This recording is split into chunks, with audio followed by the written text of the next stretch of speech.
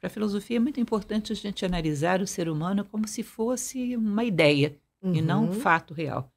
Essa condição humana, ela gera determinadas situações de desajuste, de certas limitações que são naturais e de se esperar de um ser humano. E são as mesmas para o homem de hoje e para o homem de, sei lá, 5.000 anos. São exatamente as mesmas. Hoje o ser humano acha que aquilo que viveu um egípcio, que viveu um grego, não serve como orientação para ele. As questões fundamentais da vida não mudaram absolutamente nada. O medo, a dor, o medo da perda, a insegurança, a necessidade de autoafirmação, a falta de um sentido de vida que englobe uma unidade maior do que meramente o ego, ou Uhum. seja, todo um conjunto de questões que são as que realmente causam a dor, a infelicidade ou a realização, a plenitude. Aí isso é universal.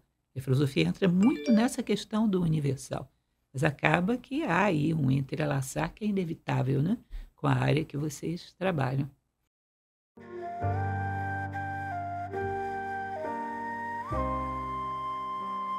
Mas teve um momento na história da humanidade que, de fato, ciência e espiritualidade se divorciaram. E não era assim. Quando você vai lá atrás, nos filósofos antes de Cristo, a coisa era muito bem. O filósofo era médico, era professor, as pessoas tinham multiconhecimento e atuavam, né, em várias áreas. Quando veio a Idade Média, principalmente ali na Santa Inquisição, em que houve uma perseguição, né? Galileu, o Giordani, não, Giordano Bruno? Giordano Bruno. Aquilo tudo, claro que houve uma separação, porque eu era o cientista que ia abrir a boca para falar alguma coisa de espiritualidade. Fogueira, né? E eu acho que esse divórcio ainda reflete até hoje. Mas eu acho que hoje a gente ousa pensar em, tipo assim, vamos dar as mãos de novo, pelo menos uma galera. Você acha que isso foi determinante para essa separação, que eu acho que sempre foi junto? Eu acredito que aí houve um impacto muito forte nesse sentido, mas acredito também que isso faz parte de uma tônica do nosso momento histórico, que desagrega muito mais do que une. A Uhum. nossa é uma mentalidade de desagregação de elementos. Nós somos cada vez menos coisas. Ou seja, se eu sou uma pessoa que trabalha com uma área de exatas, eu não tenho que pensar sobre a humanidade, eu não tenho que buscar nada maior do que isso.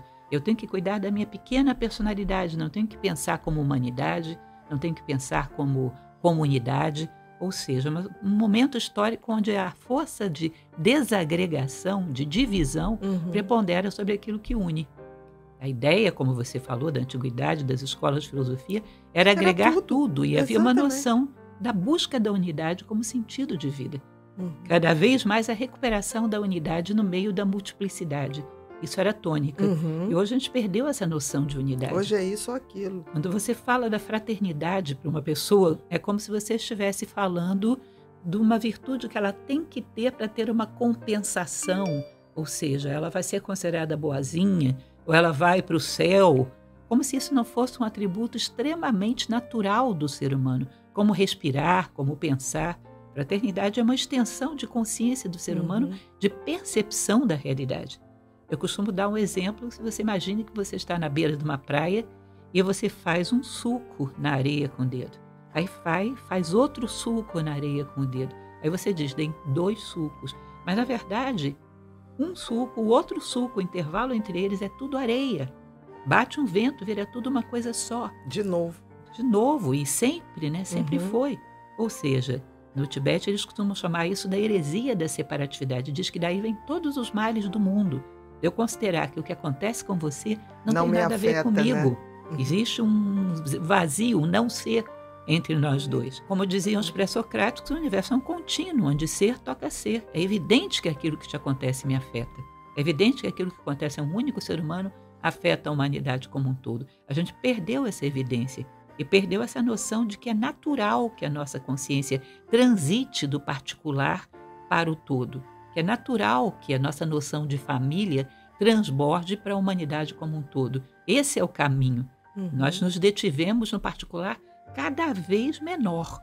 restrito àquele grupinho familiar muito pequeno que está à nossa volta, às minhas coisas, aos meus problemas, como se o universo não existisse, como se a unidade fosse desnecessária. E a unidade é o caminho para o qual a humanidade, o universo como um todo caminha, não é? Viemos da unidade, voltaremos para ela. Isso é tão bonito, né? Porque o próprio Big Bang, que muita gente discorda, ok, mas se ele é verdadeiro ou não, o fato é que é lindo, né? Porque a coisa vem de um todo que se expande. E que num determinado momento começa a contrair. Dentro da filosofia pitagórica, por exemplo, a ideia da década é que tudo saiu do zero, do vazio, chegou à unidade primordial, de onde todas as coisas nasceram. Uhum. E no final, quando você chega ao 10, 1 mais 0 é 1 novamente. As coisas se expandem e se contraem. E, na verdade, se você parar para pensar no meio do caminho, nunca deixou de ser 1. Eu gosto muito de uma visão indiana, que é a visão do Sutratma, o fio. Imagine você que a gente tivesse um colar de bolinhas aqui, de sei lá... Miçangas, aquelas miçanguinhas que a gente brincava. E cada uma dessas miçangas fosse um ser individual. E essa miçanga, de repente, ela só olha para o lado de fora dela e vê e diz, nossa, eu sou a mais redondinha desse colar, a mais bonita, a minha cor é a mais bonita. Chega um determinado momento que ela esgota essa experiência de só olhar para fora e tem uma certa necessidade de vida interior. Só que ela só está acostumada a conhecer o acrílico do qual ela é feita. E dentro dela passa um fio de prata.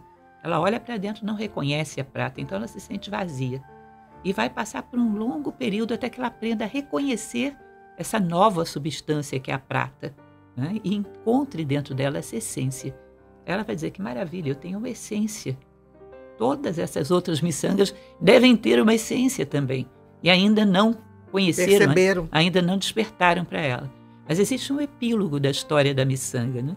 É quando ela descobre que esse pedacinho de prata que está dentro dela é um fio, que é o mesmo que passa por dentro de todas as outras miçangas do colar. Então, se você sair da ilusão das aparências, você vai perceber que sempre foi a unidade. O tempo inteiro é só você elevar a consciência um pouco acima desse mundo transitório, superficial, você vai perceber que sempre foi a unidade. Não é que a gente saiu dela e voltará. Sempre foi. Se você gostou do vídeo, curta, comente e compartilhe. Se você não for inscrito, inscreva-se. Muito obrigado por assistir até aqui e até o próximo vídeo.